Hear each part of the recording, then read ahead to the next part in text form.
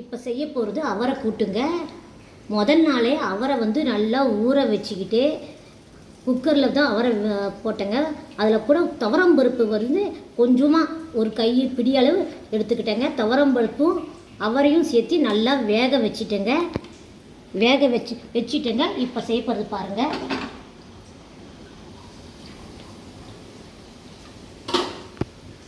அப்போ அடுப்பு பற்ற வைக்கிறேங்க.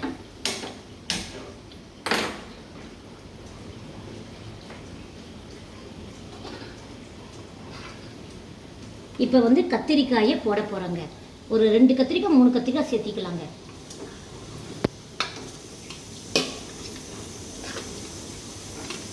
அவரை வந்து குக்கரில் வந்து 2-3 விசில் விட்டால் போதுங்க. பாருங்கள், அவரை நல்லா வெந்திருக்குது. அவரை அப்போ அடுப்பில் வந்து சாப்பாடு வச்சுருக்குறேங்க. குழம்பு ரெடி ஆகிட்டா சாப்பாடுறதுக்கு சாப்பாடு வேணும். சாப்பாடு செஞ்சிட்டு இருக்கிறேன். கையோட சாப்பாடு வைக்கலான்னு சாப்பாடு வச்சுட்டேங்க. இப்போ வந்து தக்காளி இப்போ போட போகிறேங்க.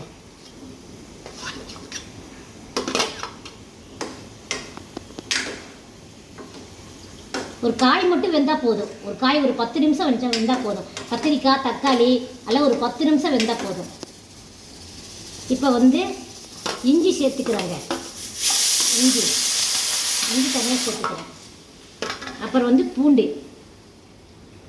தேவையான அளவு. அவரை வந்து சின்ன வெங்காயம் சேர்த்துக்கிறேங்க.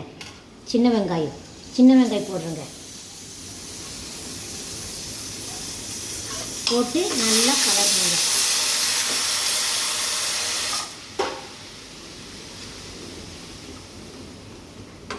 நல்லா வேகுது. இப்போ வந்து காரம் போடணுங்க.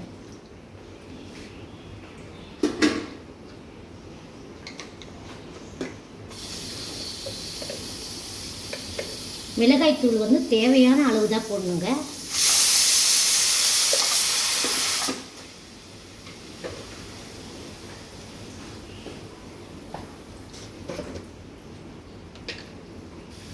தேவையான அளவு உப்பு போடுறேங்க.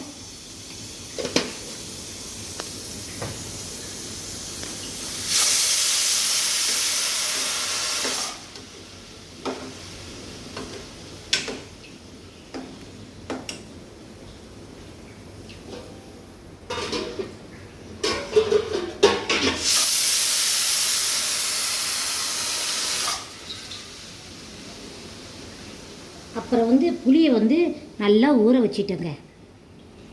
குழம்புக்கு வந்து கூட்டுக்கு வந்து புளி ஊற்றணுங்க. அப்போ தான் கூட்டு வந்து நல்லாயிருக்கும் சாப்பிட்றதுக்கு.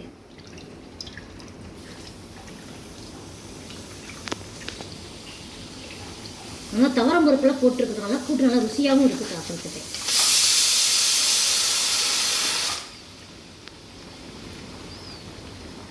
ஊற்றுறேன்.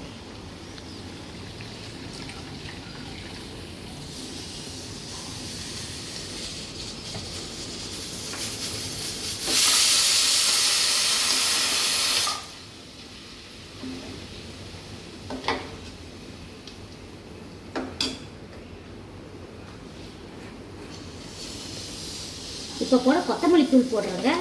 இந்த கொத்தமல்லி தூள் வந்து நான் வீட்டில் செஞ்சதுங்க.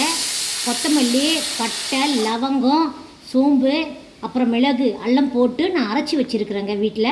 அப்போ இந்த அரைச்சி வச்சுருந்தால் தான் சாப்பிட்றதுக்கு நல்ல டேஸ்ட்டாகவும் இருக்குங்க. நல்லா ருசியாக இருக்குங்க. ஒரு 2 கரண்டி போடுறேங்க. குழம்பு வந்து நல்லா ஸ்டிக்காக இருக்கும் சாப்பிட்றதுக்கு. சாப்பாடு வெந்திருக்கும் போட்டுக்குது. ஆஃப் பண்ணிக்கோங்க. நல்லா ருசியாகவும் இருக்கும் சாப்பிட்றதுக்கு. நல்லா போட்டாச்சு, புளியெல்லாம் ஊற்றாச்சு. ஒரு 10 நிமிஷம் நல்லா வேக விடணுங்க. அப்புறம் வந்து வடகம் போட்டு தாளிச்சா போதும்.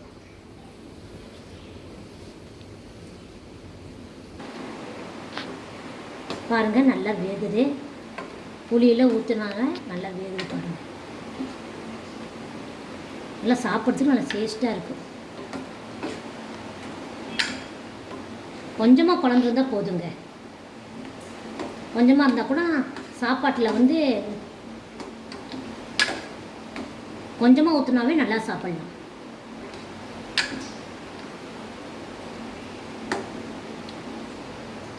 அப்புறம் வந்து ஆயில் ஊற்றி வடகம் போட்டு கொஞ்சமாக ஆயில் ஊற்றுறேங்க.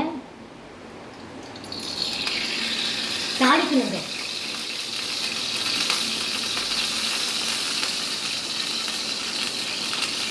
பாருங்க, கடுகு உளுத்தம்பருப்பு போட்டு தாளிக்கிறேன்.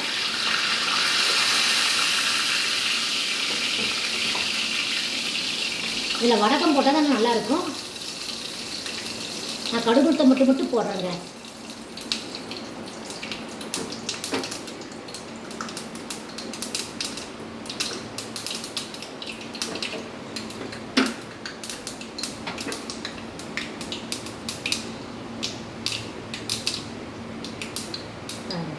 தாளித்து இதில் ஊற்றணும்.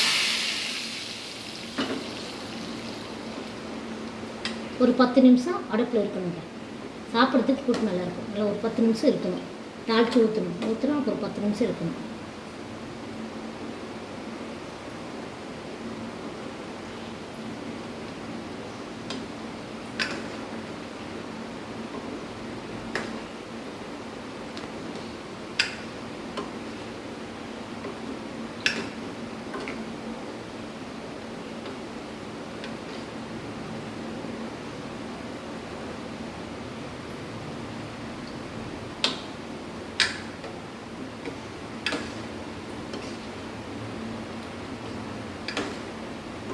ஒரு 10 நிமிஷம் நல்லா கொஞ்சம் கெட்டியாகிற வரைக்கும்.